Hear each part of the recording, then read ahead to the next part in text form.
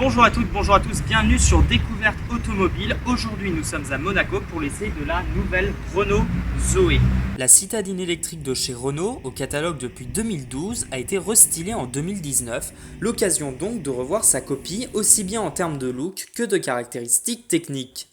Le design évolue peu avec un nouveau regard un brin plus agressif, des signatures lumineuses retravaillées et des boucliers légèrement redessinés. Notre finition business, dédiée aux entreprises, offre des enjoliveurs de 15 pouces. Globalement, la carrosserie reste dans la pureté stylistique. La qualité intérieure a été améliorée avec des assemblages plus soignés. La planche de bord s'équipe d'un grand écran tactile à la navigation intuitive et face au conducteur se trouve un combiné digital qui regroupe les informations essentielles qui concernent la conduite. Démarrage tout en silence et c'est parti. La conduite est assez déroutante lorsque l'on est exclusivement habitué au thermique et à la boîte manuelle, mais il ne faut pas longtemps avant de se sentir à l'aise. À peine la pédale de droite effleurée, la Zoé répond directement. Il s'agit là d'un gros avantage de l'électrique qui assure des dépassements rapides et sereins, aussi bien sur les petites routes que sur voies rapides, le tout dans un silence apaisant. Notre version R110 donnait l'équivalent de 110 chevaux, une puissance suffisamment importante pour la citadine. On notera également que l'insonorisation est de bonne qualité. Alors ce qui est remarquable avec cette Zoé, c'est qu'elle offre une polyvalence en termes d'utilisation.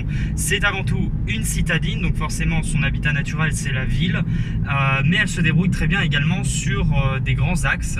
Globalement, le confort est plutôt agréable, même si les suspensions se montrent un peu trop souples en virage, l'auto a tendance à s'écraser légèrement. Les sièges manquent également de maintien latéral, la banquette arrière conviendra à 2 adultes, même si les longs trajets risquent d'être un petit peu pénibles. Vous ne le voyez pas, mais c'est Loïc qui est derrière la caméra et que vous retrouverez pour des vidéos de F1, bien évidemment, pour faire un débrief, n'est-ce pas Loïc? Ah tout à fait, je suis en... Attends.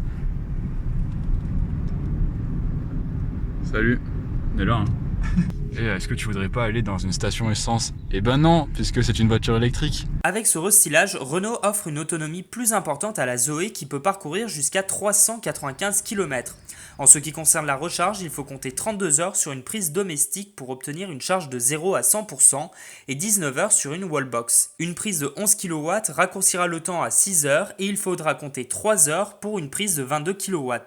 Pour permettre une régénérescence plus rapide de la batterie, Renault propose en option un câble spécifique qui permet de passer de 0 à 80% en seulement 1h10.